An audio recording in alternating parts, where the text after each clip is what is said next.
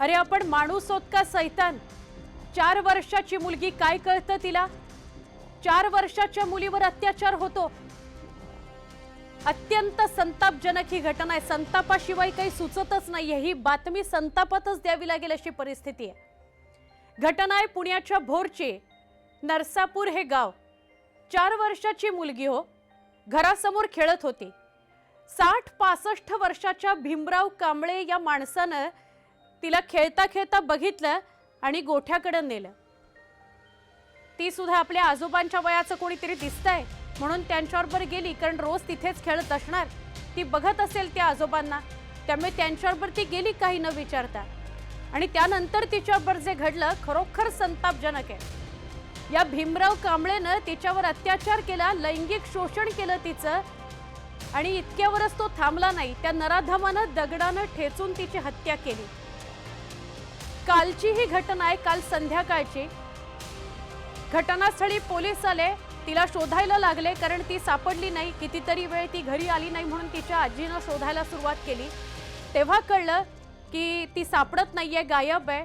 मग पोलीस आले, पोलिसांनी शोधायला सुरुवात केली.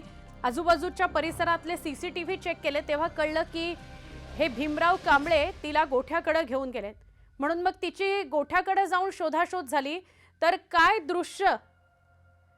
तिची हत्या झाल्यानंतर गोठ्यात जे शेण साठवून ठेवलेलं असतं, त्या साठवून ठेवलेल्या शेणामध्ये तिला बंद करून म्हणजे लपवून ठेवलेलं होतं. पूर्ण शेणाच्या आतमध्ये तिला लपवून ठेवलेलं होतं. अरे कुठे गेलीये माणूस, की काय बोलायचं ही बातमी सांगताना असा प्रश्न पडलाय. खरोखर ही धक्कादायक घटना आहे. आपल्या महाराष्ट्राला प्रश्न निर्माण करणारी ही घटना आहे. आपल्यातला सैतान 4 वर्षाच्या मुलीला सुद्धा सोडत नाही. ही घटना जेव्हा नागरिकांच्या लक्षात आली, स्थानिकांच्या लक्षात आली, तेव्हा ते सुद्धा भडकले, संतापले. त्यांनी पोलिसांना सुद्धा प्रश्न विचारले. गोठ्यासमोर ठाण मांडला. साताराचा जो महामार्ग आहे तो अडवून धरला. 2 तास वाहतूक बंद होती. त्यांचं सगळ्या ग्रामस्थांचं, त्याच्यात महिला पण सहभागी होत्या, पण खूप मोठ्या संख्येनं पुरुष सहभागी होते, गावकरी सहभागी होते. तर त्यांचं असं म्हणणं होतं की हा जो कोणी आरोपी आहे त्याला आमच्या ताब्यात द्या, आम्ही बघतो काय करायचं ते. तोपर्यंत मृतदेह आम्ही हलवणार नाही. इतकी गंभीर घटना आहे. मला बोलताना सुद्धा आता अंगावर काटा येतोय, भीती वाटते, माझे शब्द थरथरतायत. आजोळी आली होती हो, मे महिन्याची सुट्टी. आजोळी आली होती ही मुलगी आपल्या आजीकडं खेळण्याकरता म्हणून, सुट्टीचे दिवस घालवायला म्हणून. तिला काय माहिती होतं की तिची ही जी सुट्टी आहे ती तिची शेवटची सुट्टी ठरणार आहे? तिला काय माहिती होतं की त्या दिवशी आपण खेळायला म्हणून घराच्या बाहेर पडलेलो आहोत, ते आपण कधी आपल्या आजीकडे जाऊ शकणार नाही आहोत, किंवा आपण आजोळी आलेले आहोत, आपण पुन्हा आपल्या आई वडिलांकडे जाऊ शकणार नाही. तिला काय माहिती होतं तिच्यासमोर काय वाढवून ठेवलंय? दिवसेंदिवस परिस्थिती गंभीर होत चालली आहे.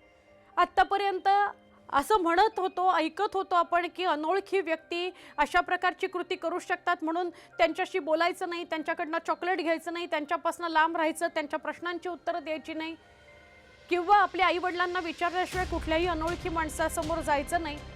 एवढंच आपण ऐकत आणि सांगत आलेलो आहोत आपल्या मुलांना.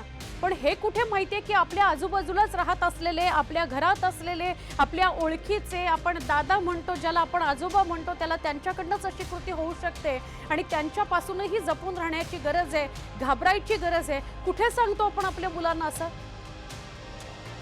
आपल्या आजीकडे आलेली ती चिमुरडी, 4 वर्षाची ती चिमुरडी, 3.5-4 वर्षाची, तिला काय कळतंय? ती रोज त्या आजोबांना, त्या म्हाताऱ्याला बघत असणार. त्यामुळे ती निघून गेली त्याच्यावर हात धरून. आणि त्यानंतर तिच्यासमोर हे सगळं वाढवून ठेवलं. आज तिचा हकनाक बळी गेलाय, तिच्यावर अत्याचार झाला, तिचा हकनाक बळी गेला. आणि इतकी घृणास्पद गोष्ट की त्याने तिचा मृतदेह लपवायचा, तो त्या गोठ्यातल्याच शेणातला जो ढिगारा असतो शेणाचा, त्याच्यामध्ये लपवला. पोलिसांना आता तो सापडून आलाय, त्याला लगेचच ताब्यात घेतलंय. त्याच्यावर पुढची कारवाई केली जाईल. तिथले जे पोलीस अधीक्षक आहेत त्यांनीही हे सांगितलंय की फास्ट ट्रॅकमध्ये आम्ही हा खटला चालवू आणि त्याच्यावर कठोर कारवाई होईल असं बघू. पण अशा घटना घडतायत, हेच महाराष्ट्राचं किती दुर्दैव आहे. आज अजिबात काहीही अधिकचं बोलायचं नाही। घटना गंभीर आहे आणि महाराष्ट्रभरातून याच्याविषयी बोललं गेलं पाहिजे। त्या गावकऱ्यांनी तर आवाज उठवलाच, पण ही वृत्ती कशी मोडीत काढता येईल, अशा प्रकारच्या घटना घडणार नाहीत याच्यासाठी गावागावांमध्ये शहरांमध्ये आपल्या सगळ्यांना मिळून काय करता येईल याच्यावर बोलण्याची गरज आहे। जर तुम्ही कमेंट करणारच असाल तर या संदर्भातल्या कमेंट करा की ही वृत्ती कशी मोडीत काढता येईल, आपण सगळेजण मिळून कसे सतर्क राहू शकू आणि अशा घटना पूर्ण बंद नाही होणार पण निदान कमी कशा होतील याकडे आपण यासाठी आपण काय केलं पाहिजे। कमेंट नक्की करा, बोला। आज दिवसभर महाराष्ट्र बोलला पाहिजे या विषयावर आणि या गोष्टीला वाचा फोडून लवकरात लवकर या व्यक्तीला जास्तीत जास्त शिक्षा सुद्धा झाली पाहिजे। अशी वृत्ती ठेचण्याकरता ती शिक्षा फार महत्त्वाची आहे।